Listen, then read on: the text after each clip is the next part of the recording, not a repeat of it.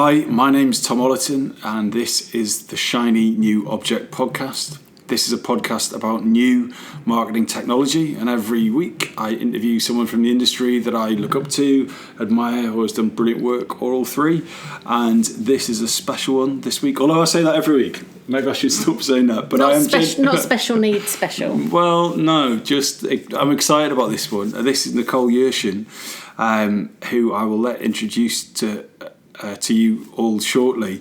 But when I started being an innovation director, I was told to go and speak to the high priestess of innovation in the UK, and I was gratefully took a meeting at Ogilvy kind of 4 or 5 years ago, and what you said then was a real foundation for what I achieved at We're Social that I was proud of there. So could you assume the audience doesn't know who you are and tell them a little bit about what you do now and how you got there? Of course. Hi, thank you everyone for listening. Thank you, Tom, for having me as your special guest. Okay, so I won't go back as far as when I was born. Don't want to bore everyone. But I've been in the industry, advertising and marketing for 30 years. I was at a company called Gold Greenleaf Trot with Dave Trott. If anyone's ever read his books or his blog posts, he's legendary, he's incredible. I would suggest it. I was there as head of traffic for many years. Then I was at Simons Palmer, and some great people that were there. And I got a brief about 17 years ago to go to Ogilvy, and the brief was from the chairman at the time to bring them into the 21st century. It was to move them from an analogue world to a digital world. And in essence, it's exactly the same as what people are talking about now. It's digital transformation.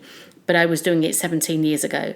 So it was looking at workflow systems, finance systems, digital asset management systems, digitizing all their archives going back to the 50s, digital distribution, get rid of tapes, get rid of couriers. So all the things that are messy and difficult, and everyone says we want to innovate, they don't actually always want to do it, because it means putting really hard work in, and it means a lot of disruption.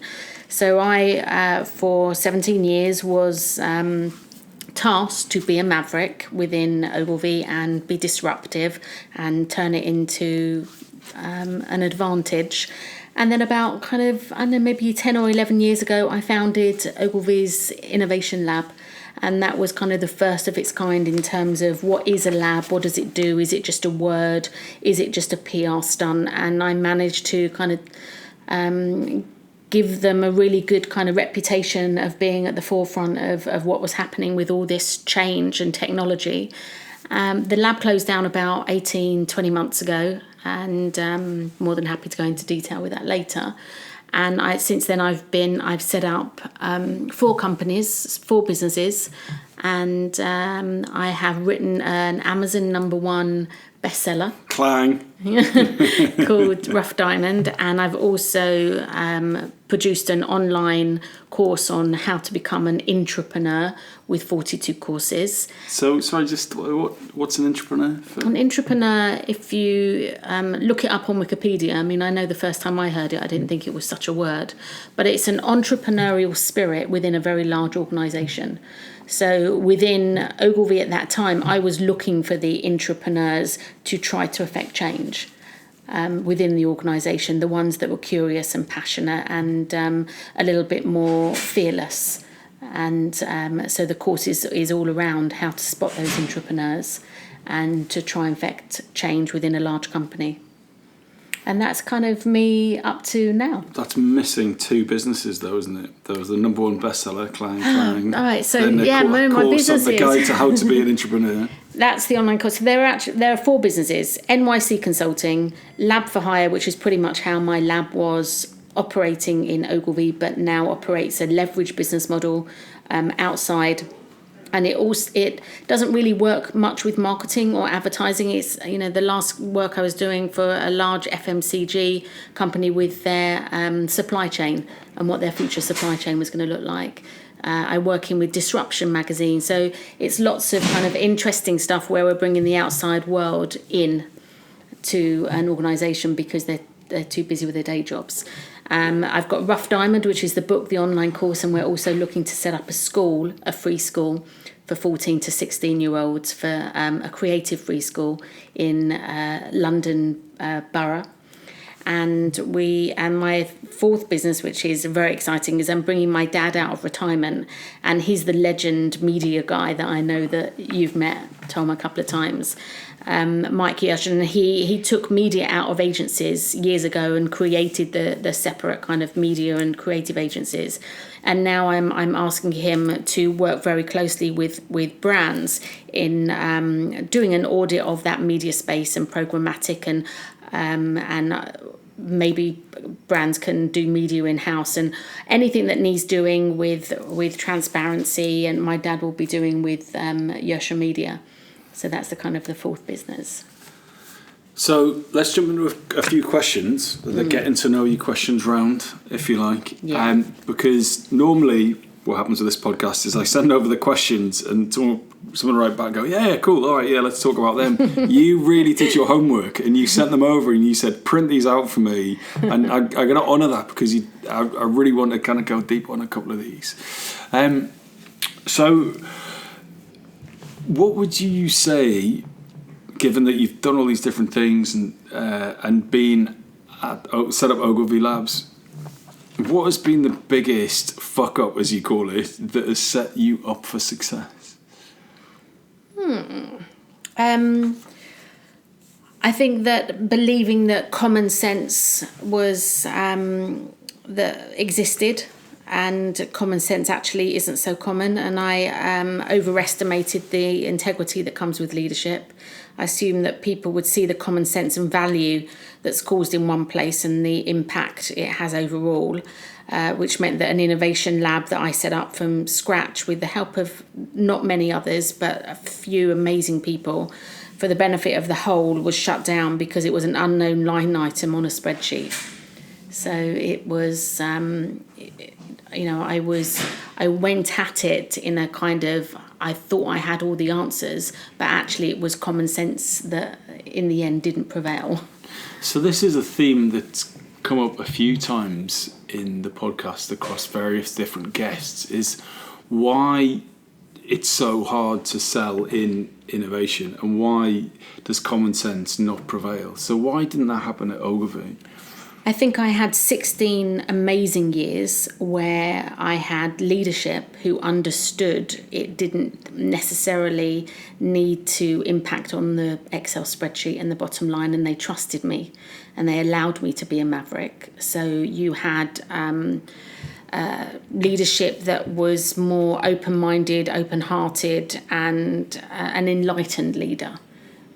So you have to have that to be able to innovate within a large company. What happened was that when shit starts to hit the fan and when money starts to get difficult, and obviously WPP shares were going downhill, it gets to be a little bit like the Titanic, I guess, and they just start chucking things overboard, and the lab and the Excel spreadsheet and line item thing was one of those. So it was very short-term thinking. And I noticed that not too long after that, Ogilvy set up like Ogilvy chatbots or something like that, didn't they? Yeah, that's kind of like just one thing. Yeah, I was quite surprised that was the... Anyway, I'm sure that'll get explained to me at some point. I never slag off anything that they do, but I do tell the truth as to what actually happened.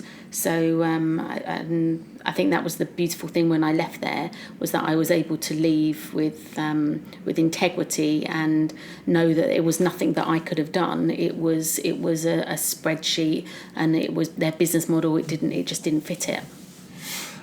So what would you have done differently? So the big mistake was assuming that common sense prevailed. How would you have gone about that in a different way if you'd had that particular chunk of time again? I don't think it would have made any difference, because their business model is attributed to your time and timesheets, and it's by the hour. And so therefore the stuff that I put down that was measurable in other ways, that there was a value, just wasn't measurable on the Excel spreadsheet. And can you go into a little bit of detail about your model, which I always thought was very impressive. Was it the 5 R's? 6 R's. Damn it! Yeah. What? So let me see if I can remember some of them. So revenue, what do you get paid for innovation? A little bit, yeah. Know that one. Well, that was where I got Rory, and Rory Sutherland is a vice chairman at Ogilvy, great speaker. And before he was actually speaking, I said, "Can I be your agent?" And I was able, and he was like, "Yeah, sure." And I was able to negotiate money for him to speak at events that then came into my lab R&D pot, and then I was able to innovate with that money, so therefore not ask permission. So that revenue, then reputation, PR. Recruitment And also awards. They were heavily measured on awards. Right. Okay. Which presumably we won twice a year. Yeah, right, okay. We were winning awards. Oh, amazing. I won an award for innovation last year. Well done. I'm so proud of this. It was best chatbot, and we beat the Robbie Williams chatbot. Very good. I think that might be the 3rd time I've mentioned it on this podcast. But there you go. My only silverware. I didn't know it. Well. So brilliant. Thanks for telling me. So proud. So that's revenue, reputation, and then recruitment. Yeah, which was the program that we set up for. When I say diversity, it doesn't mean we have to have a black person or a yellow or orange or a blue person. It just meant we are just different thinkers. I was fed up with always working with white middle class Oxford educated, and I felt within this new environment, I mean, I'm going back about 15 years, that we needed to have a different level of personality. There was a hustler that thought differently, that was an entrepreneur. There was an entrepreneurial spirit that was able to deal with the technology coming through and the changes that were happening and finding another way of doing it. And was Gemma Milne one of those people? Gemma wasn't one of the rough. Will Harvey was. Will Harvey? Yeah, he was one of our original ones. And who's now innovation director at VCCP. Yeah. So we go back about 9 years of rough diamonds that came into Ogilvy that ordinarily would never have got into that kind of organisation. So you're incredibly ahead of your time with that. Yeah. And so revenue, reputation, recruitment, and I've run out. Relationships, that's the black book. Right. So through the semesters of learning, we would see 10 to 15 different companies every single week, depending on what semester it was that we were looking at.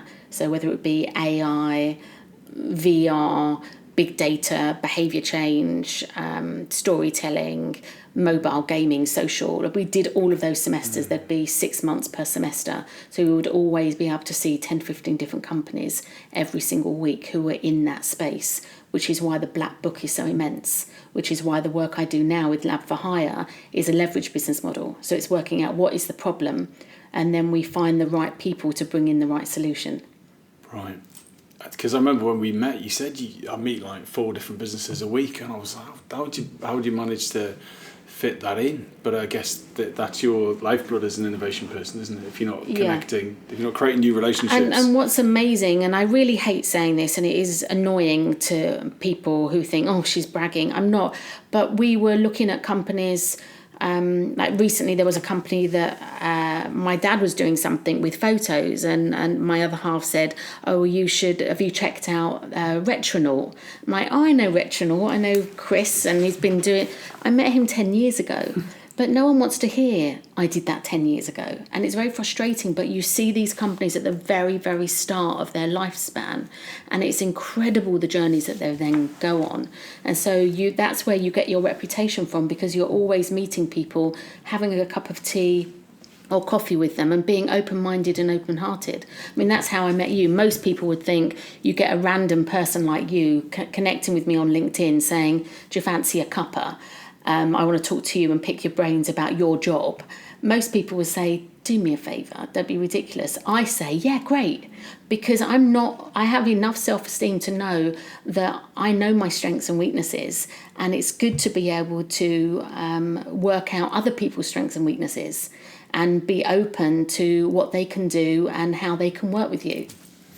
So what has been the best investment of your time, money, or energy in this long career, working with all these different people, building up these black books and winning all these awards? What would you say was the thing that you're most happy that you invested in? I'm going to have to say it's my kids, because they inspire me every single day. Their honesty, their truth. They don't care about who I am or what I've done or my business, or they wouldn't even be able to give you an elevator pitch as to I'm just mum to them. But the learnings I've got from, say, my son, for instance, in terms of how he's gone through school and how school have wanted to expel him every week because he's not sitting down and shutting up and sit down, shut up and be quiet for 8 hours. He couldn't. So it was working with the school and working out how we could fix that. I mean, cut a long story short, Max ended up deputy head boy type thing, and now at finished university, and all was fine. But I had about 3 years on my hand of really pushing hard with the school, in that they were trying to just push him out like the rest of the students, and weren't accepting that he was doing things or thinking about things in a different way. And the same with my daughter. The learning that I've got from my kids goes directly into my learning that I have within life, because it's important, and it's understanding humans and people. And so how have you taken that inspiration and put it into your work? So how have you been inspired by one of your kids and then gone, right, I'm going to apply this to... Well, Rough Diamond was directly because of Max. Because when I got through all of that kind of angst with him, and there was a teacher that really helped. He was kind of like the translator teacher, because he understood Max and he understood the teachers. So what was happening was a translation issue, which I had always at Ogilvy. So quite often I would get Gemma in to speak to people because they weren't understanding what I meant. There was a real translation issue, and she's almost kind of, no, what Nicole means is, because she understood me and then she understood their language. And it was the same, and I learnt that from Max's school. There was a guy there called Mr. Wilson who translated for Max. So when Max had a confrontation with the teachers, there would be this cause and effect. And if he took it to Mr. Wilson could say, well, what they really meant was this. And Max would go, oh, that's okay. And he'd do the same with the teachers. So it was really, really interesting. Directly from that, I set up Rough Diamond, because I worked out, well, what happens to all these other 13, 14-year-old kids who are supremely smart, maybe not Oxford smart, but they're about to be expelled, and it's because they just can't go through the system. And they haven't got mothers like me that, like 3 years later, still fighting the fight.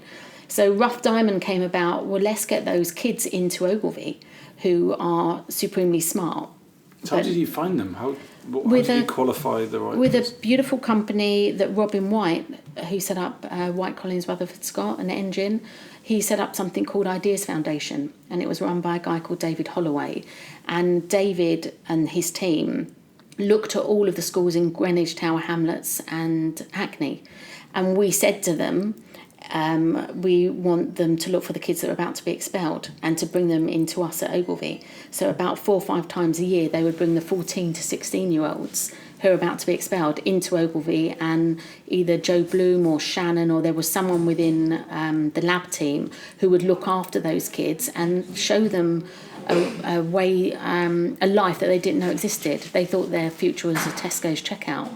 And then we would stay in touch with them and put them onto this Rough Diamond scheme where they finish their tertiary education, and then they either go to Ravensbourne or School of Communication Arts, and then we would speed date them when they'd finished their second year at either of those schools, and then we'd handpick about 5 or 6 of them, and they'd work with us for the year. So what did you tell these kids that they were going to do? So they'd be getting loads of grief at school, and they're like, right, you're going to come and hang out with some hipsters in Canary Wharf. They were bearing in mind, in the school they're very kind of brazen, and they're the king of the castle, aren't they?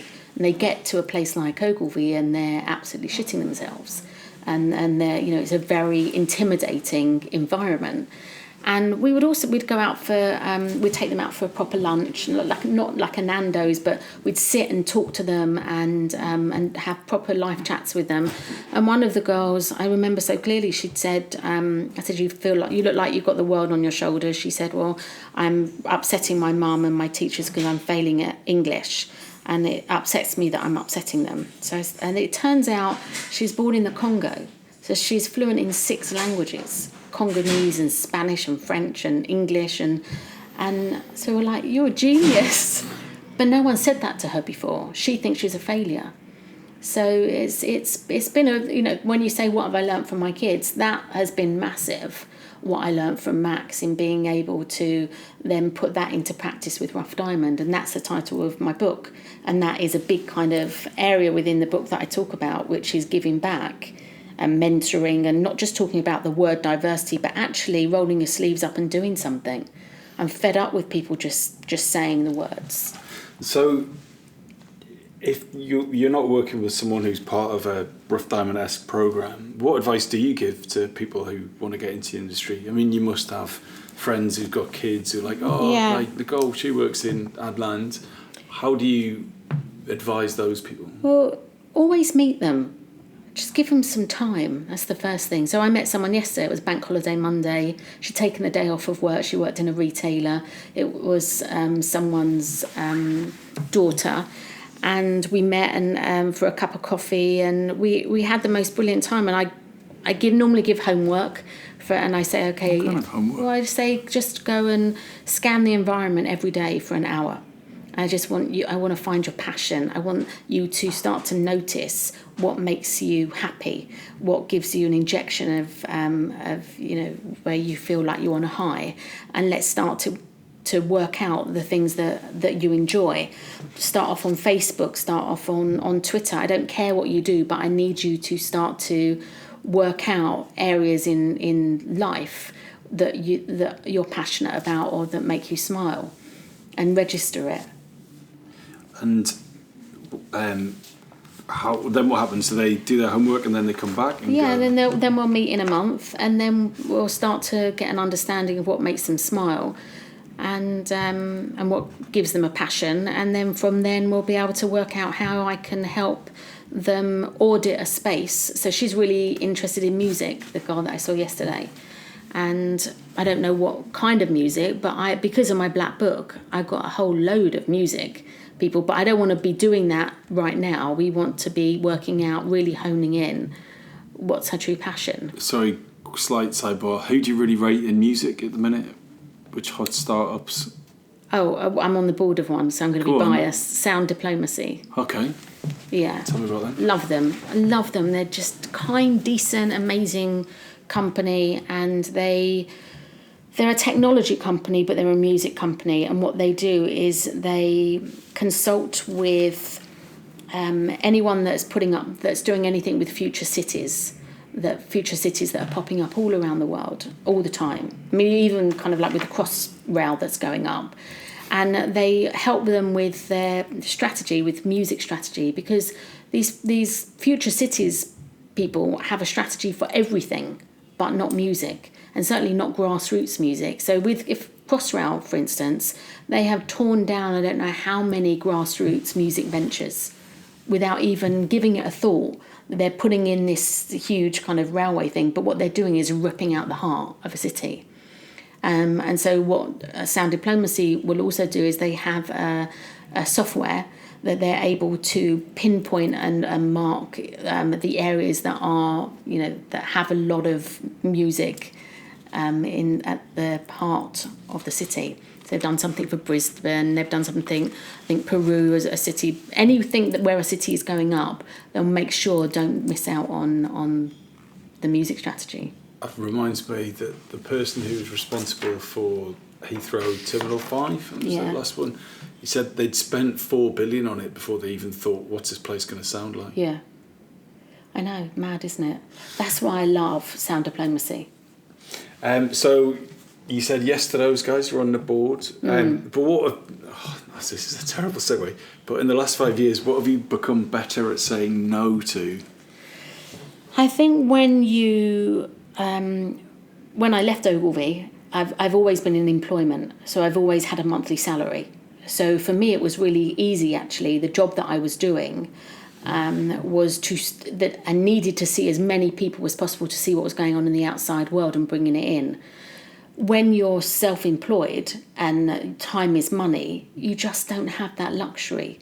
So what starts to happen is you look at people's actions, and because they speak louder than words, and you start to do business with people and meet up with people that actually do want to meet you, and they're not going to blow you out 2 or 3 or 4 times, and that's fine if they do, but I only want to be looking at people who do what they say and say what they do.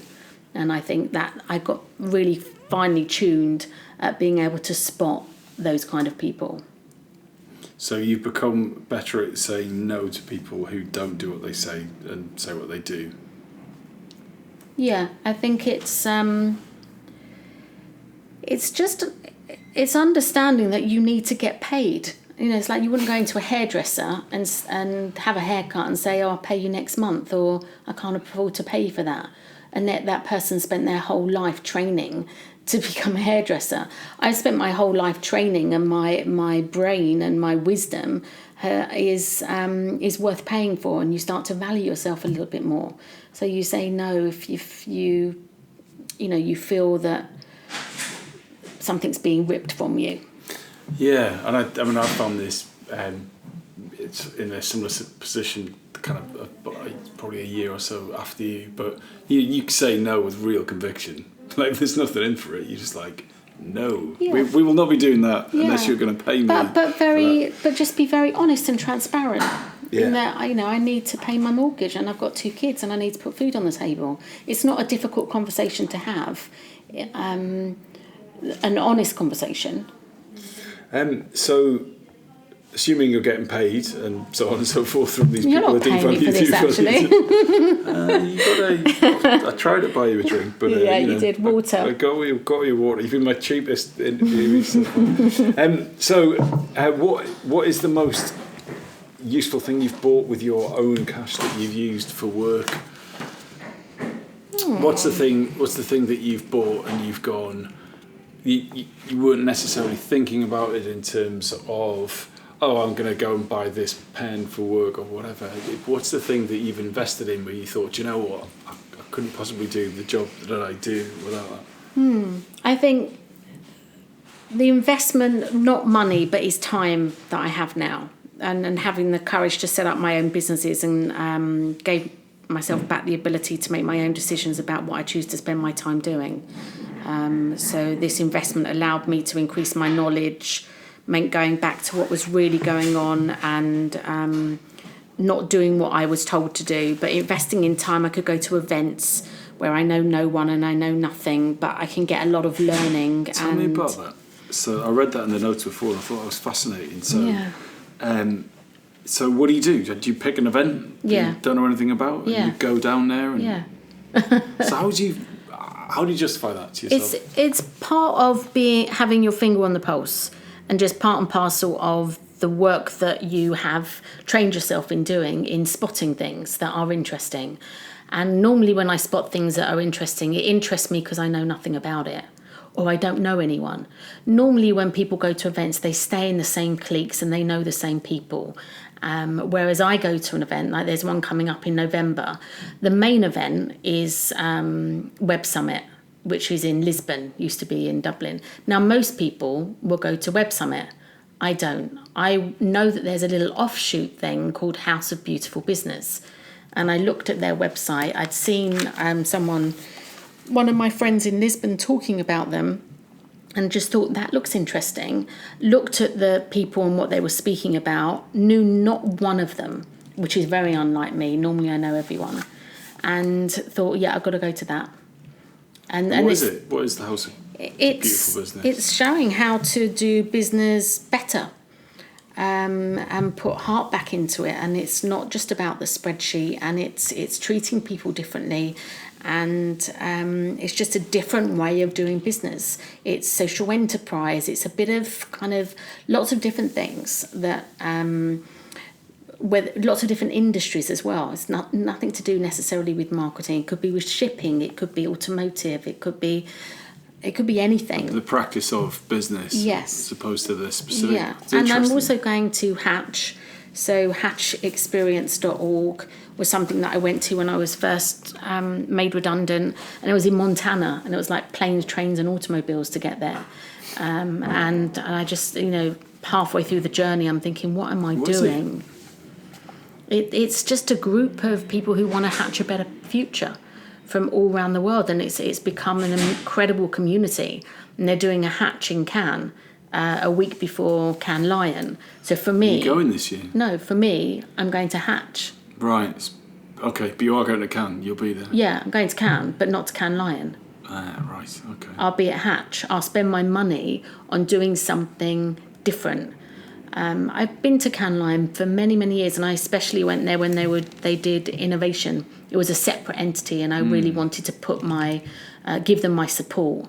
And I was judging on the Innovation Award one year, and last year I was with Justin actually, and we were doing some mentoring to a few of the startups. But if I don't have any involvement, and if I'm not up for, like at Ogilvy, we were always up for awards. Then I'm not going to go to it just for a jolly. I'll go to somewhere where I literally know no one and nothing.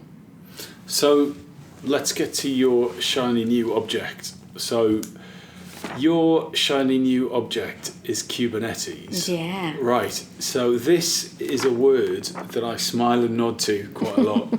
I was first introduced to the idea of Kubernetes by Alex at Selden years ago, and my brain hurt. Yeah. So in half an hour's time, I will understand this because you are going to explain it to me. We will try. So, can you give me a elevator pitch for what a Kubernetes is? Yeah.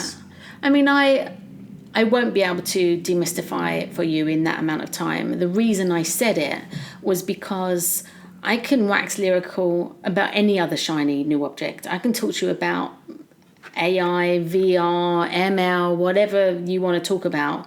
But I wanted to bring something up so that something that I don't know much about, and that's what I like to do. Yes. I bring things. So a shiny new object for me is something I know nothing about, and I need to know more. So that's on my radar in terms of semester of learning. Is that I need to know in an elevator pitch what is Kubernetes and how companies in the future will all run on within this space. So tell me what you know. It's I'll try a key part. It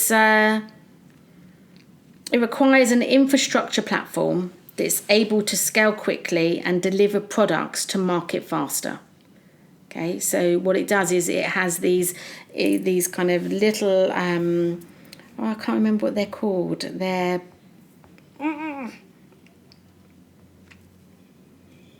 hold on a sec, let me go back to my notes. If you were to talk about Kubernetes as human form, that would be LabForHire and a leveraged business model. We would be sitting on this top platform, and we would be working out within a company a problem with sales, a problem with supply chain, and we would, as humans, go to each one of those individually. Yeah. What Kubernetes does is it underpins underneath the human, so the business, and you can do all of these little things separately. So you can send a brief out if you've got a problem with the supply chain. You can send a brief out to a whole load of people, and they would access what the problem is in an open source way, and they would be able to fix it. So if you've got LabForHire and that leverage business model of problem solving on one level, underneath it, the Kubernetes is the digital version of being able to fix problems digitally. So it's an infrastructure? Yeah. Okay, and is it hardware or software or both? Or how does it manifest itself? It's software. Right, okay. And so my understanding of Kubernetes is it was related to artificial intelligence as being a provider of AI services. Is that right? I see it as more open source, where people are able to access a problem with a certain area, software within a company, and fix it. So how is that different from something like an intranet? I don't know. I don't know enough about it yet. And that's the beautiful thing when you say shiny new toy.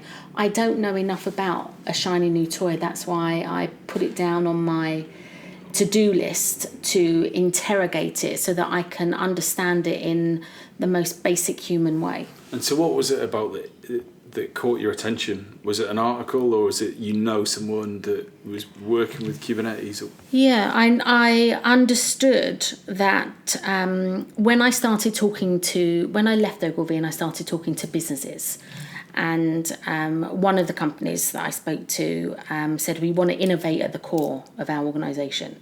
So I said, well, what does that mean to you? And it meant different things to different people.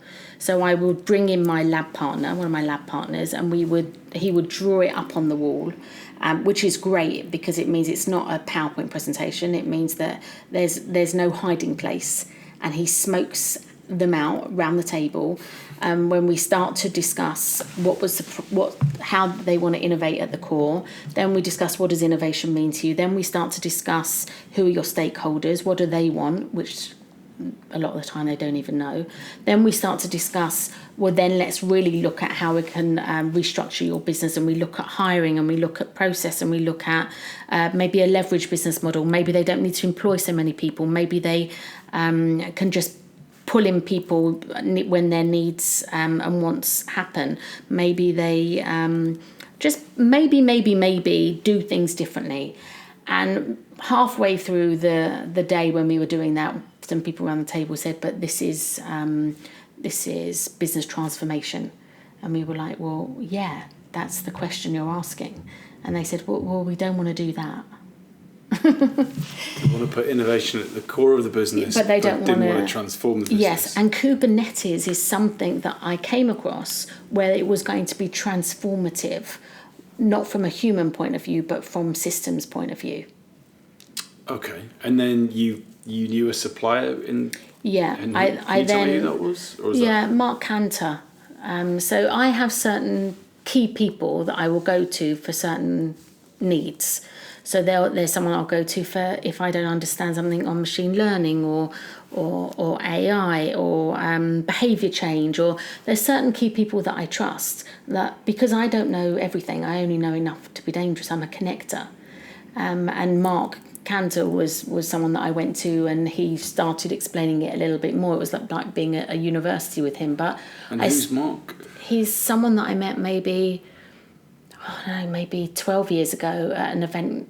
Maybe it was a picnic, or I met him at a random event, as I meet all these random people, and we just stay connected, because you just find that kind of good people know good people, and then you connect on LinkedIn, and then 100 people that they know, and that's kind of your network. That's just the start. And is he a technologist? Yeah, he's a mad techie.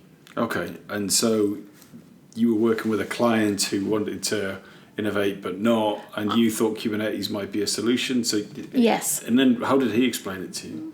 He explained it in a complicated way that I need to do more work with him and more work on. It would probably take me about 6 months, and then I'll have it under wraps, and I'll start to have worked out who's in that space, who's not in that space, who's doing interesting things, who's doing things that I can explain in a human way as a case study.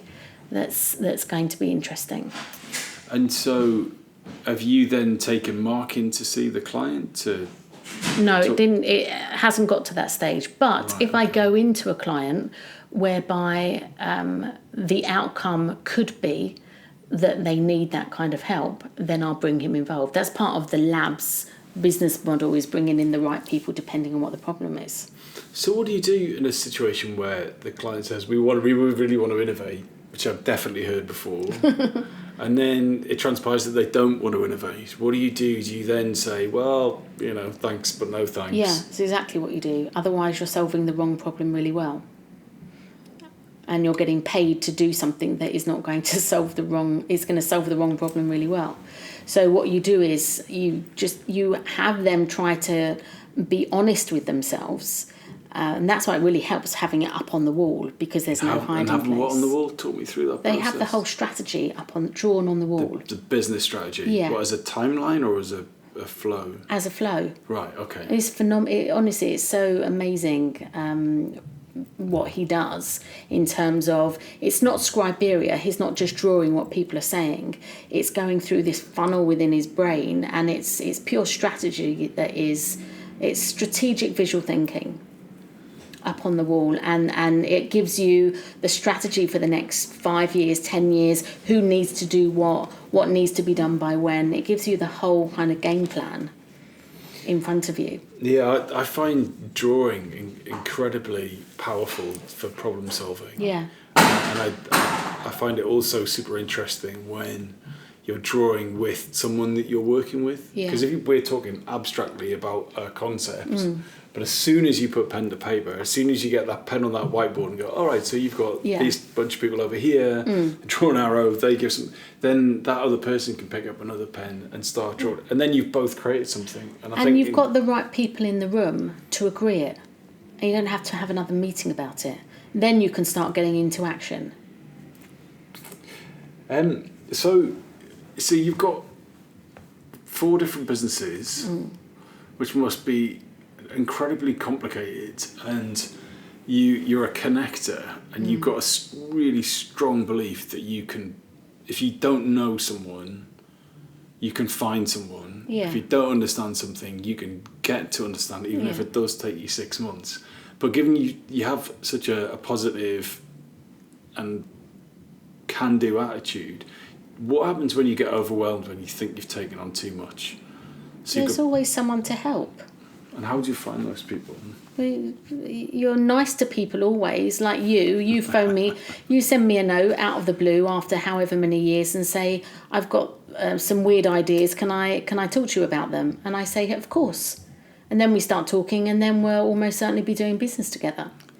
So there's a bit of alchemy, and it's alchemy, and it's open-mindedness and working out the right people to bring to the party when the need arises. And that's my experience. That's kind of 30 years worth of experience that I've got in my head.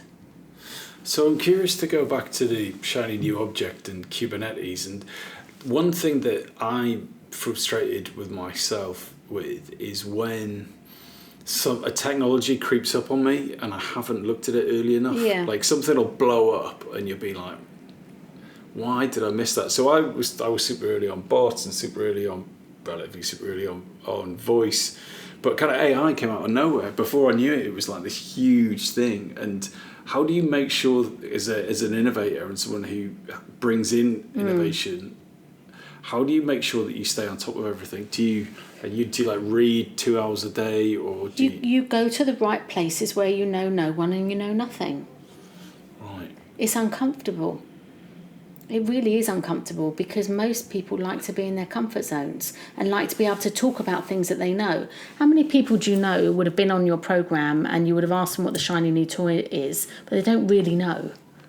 I'm quite happy to be able to say, I don't know yet, but I know someone that knows more and I'm learning. You've got to get comfortable with not knowing these really new things and be able to get it into your head how it's going to work. Now, I mean, there was something I was chatting about on Twitter with ex-colleague at Ogilvy, where I think it was Publicis have made this big announcement, haven't they, with Marcel or whatever. Exactly, yeah. And we were doing something maybe 10 years ago called Ogilvy Brains. Identical, maybe even better. And we started it, and we gamified it, and Rory was involved in it, and maybe 400 people across the network started to get involved in it. It was a really amazing, powerful system that had been developed, but there was no money to be put into it. Now, they have at least a CEO who's called Marcel, so that's a great thing anyway, because it means it's not going to fail, is it? Because he's put his name to it. And so they've put money into it. When we were doing Ogilvy Brains, it was revolutionary before its time, and the early adopters had all kind of bought into it, and we were all using it. But it had to get pulled because I think the worldwide head of IT put a little bit of money into it, but they just wouldn't put the money into it. The Excel spreadsheet got in the way. And yet that was maybe done at least 10, 11 years ago, Ogilvy Brains. Very frustrating. And that was, that's what happens when you're at the bleeding edge. So do you think publicists have got it right? Have you looked They're actually doing something. I mean, I know it all came in a big kind of furore, didn't it? Because they said we're not paying for Cannes or any awards, and we're going to put all our money into doing something with this system. So that confused me, because I thought, right, well, how much do they spend on awards at Cannes? Okay, how much do you think it is? Well, that then goes down. It's not down. going to be like the £5 million that would be required to build a global voice-based platform. I was slightly dubious about it. But that then goes into transparency with these large organisations. Are they telling the truth? Do you believe them? Can you work with them? And that's why the stuff that my dad is going to be doing with Brands Direct, he'll be able to, because we know where their bodies are buried. We've been around a long time, so we'll be able to ask the right questions and get the right answers. So tell me a bit about your dad. So you brought him out of retirement. Tell me, was that over Sunday lunch? Was that? No, we had a really hard time with my mum being diagnosed with terminal cancer, and she passed sadly January a year ago, and it was around the time that Ogilvy had shut down the lab, and it was around the time, so there was a lot of shit going on in my life, and I mean, what are you going to do about it? And the good thing was that my dad was around, and he started getting all excited with the different things that I was doing, with writing a book and setting up these companies. And it was just a natural fit for him. I mean, his learning just went through the roof. I mean, you know what he's like. He's just so curious, and his knowledge of, he's set up 2 companies and sold them by the time he was, in early 40s. How old is your dad now? That was loud, isn't it? It's all part of the fun. He's in his 70s. Right. But he's like a 18-year-old. He is. Yeah. He his really brain is just super sharp. I had breakfast with him this morning. I love hanging out with your dad. I think it's brilliant. But he's more curious and more excited than most people the quarter of his age. In my experience in an agency, you work with kind of younger people, but they're cynical as well, aren't they? Yeah, they're like, well, we're here to learn the Ogilvy way, or the publicist way, or whatever it is. When in actual fact, they're not really learning anything new. And I just want to try and find this quote from Mary Keane Dawson, the founder of Truth, excuse me.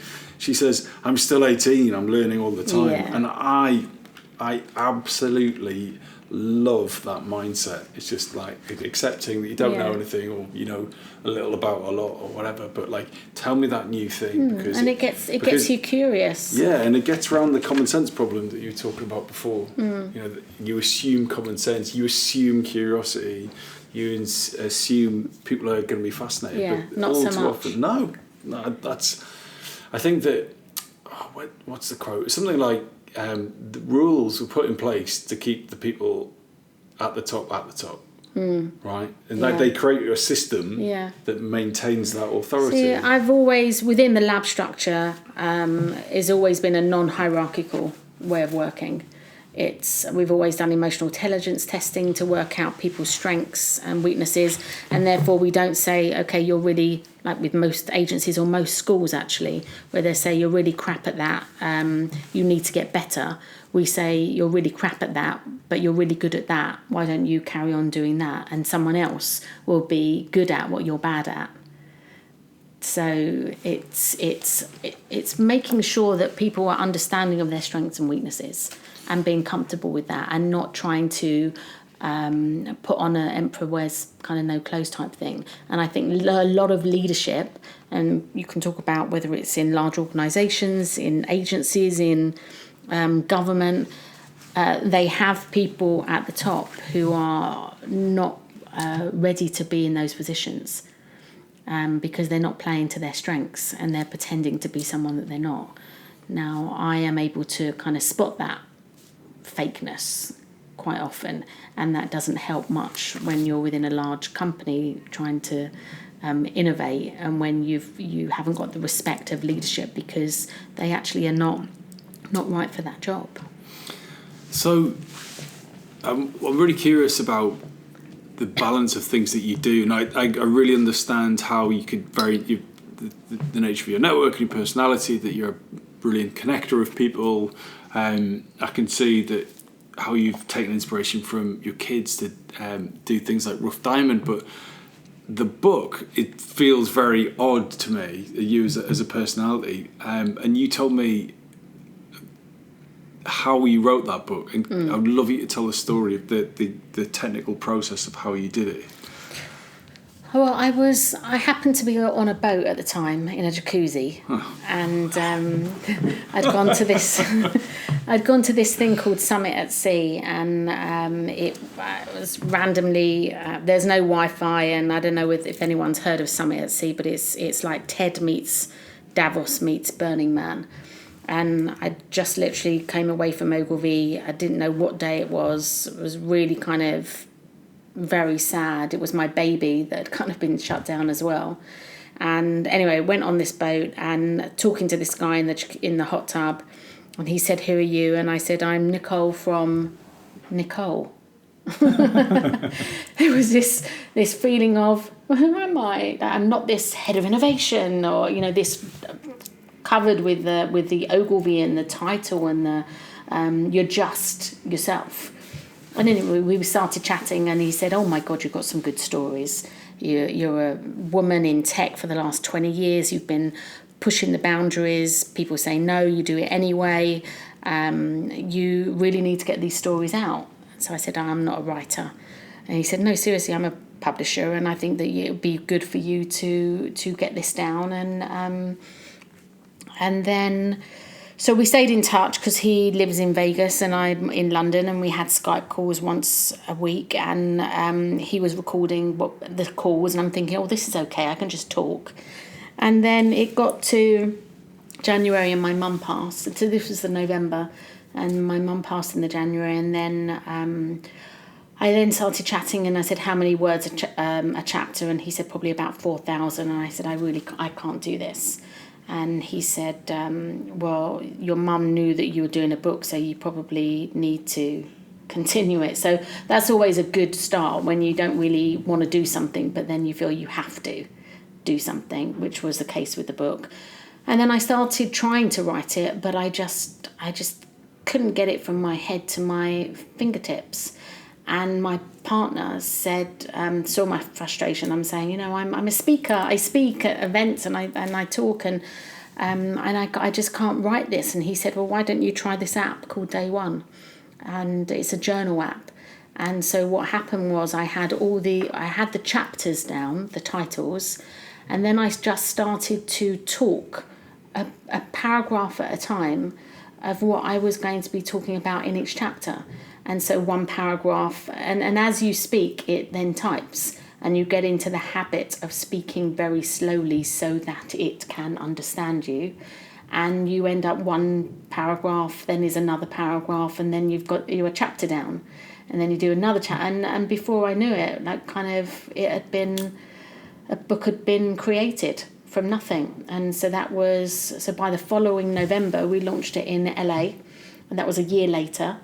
And it reached #1 bestseller on Amazon in its category. Wow. Yeah. Can I ask how many you've sold, or is that really rude? I don't know. They update me every quarter. Just get a massive check every quarter. I wish. No, but it's something I'd never thought of doing, but because and that's the beautiful thing actually when you think about when I left Ogilvy, I left with the truth. They wanted to run a story that said Nicole in true entrepreneurial fashion is leaving Ogilvy, and we're so sad, and anyone that knows will know she's always wanted to run her own company, and Ogilvy are going to be her first client. And I said, "No, I'm not. You're sacking me. You're getting rid of the lab. What am I going to tell my team? They're all out of a job, but I'm okay because you're my client for 5 minutes? It's just so you can sell this story. I'll tell you what's going to happen. I'll take no money and we'll go with the truth. And the truth is that you can't be telling your clients that you're an innovative, visionary company and then get rid of your R&D facility, which we all know and everyone knows because it's well documented, has been working really well.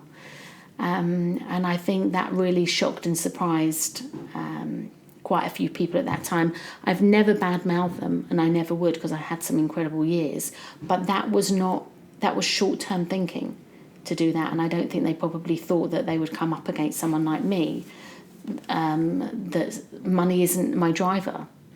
My driver is just to be transparent and just get the truth out there, which meant I could then put that in my book.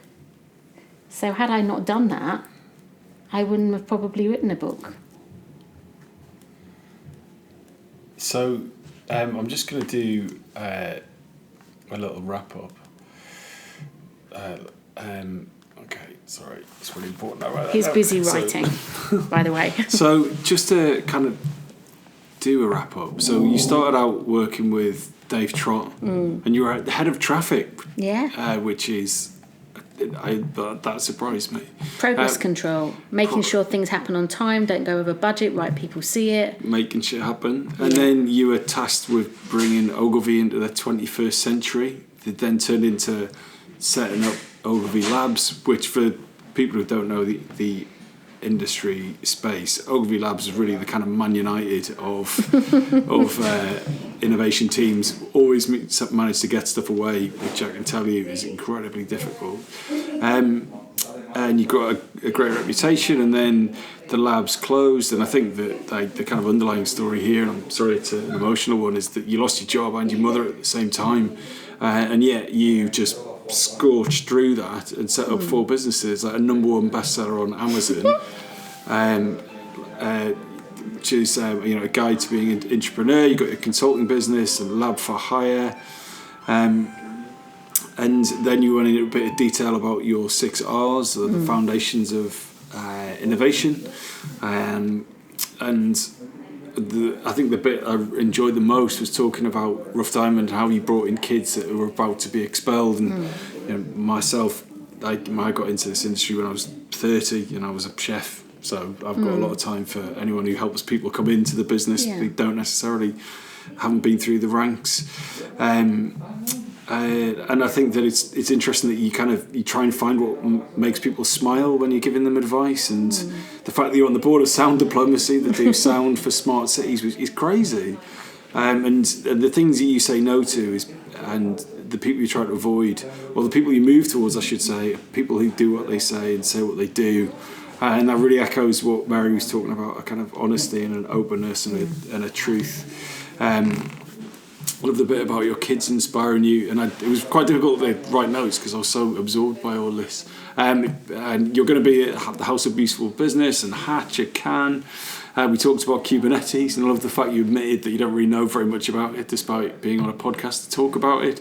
But that's who you are. You're honest about your lack of understanding in an area, and that fires you into it. And you see a lovely few catchphrases like "good people know good people." I think that's true. Yeah. And you throw yourself into places where you don't know anything, and that's where you find those interesting people that you form these relationships with. And I love it that, like you said, I was having a really hard time in a jacuzzi in a boat, and introduce yourself as Nicole from Nicole, which is maybe your second book title, I don't know. And your main driver to be transparent and to talk about your truth, and I think that's a really lovely way to finish it. And thank you so much. I feel I've got to know you much better. Actually, it was really cool. Good. So, if you want to just talk about how you want people to get in touch with you, or what's the best place to find Nicole Yershon? Well, I thank my mum and dad for social media wise, because there is only one Nicole Yershon. So whether it be on any social channels, just reach out, and I'm always contactable, and just ask questions. And what's the worst that can happen? And can you just give people specifics on the book so they Yeah, know where to get that? the book is called Rough Diamond, and you can order it on Amazon or on book websites, Barnes and Nobles or Waterstones or whatever. And the online course is with 42 courses, and it's how to become an intrapreneur. And yeah, I'm pretty much, there's just only me, Nicole Yershon, Nicole Yershon. And the good thing is that the company is kind of like the NY Collective. So NY being New York, which is also quite nice, having those initials. Very cool. Yeah. Right, we've got to leave it there. We've got evenings to go to. Thank you so much. Thank you very much for having me.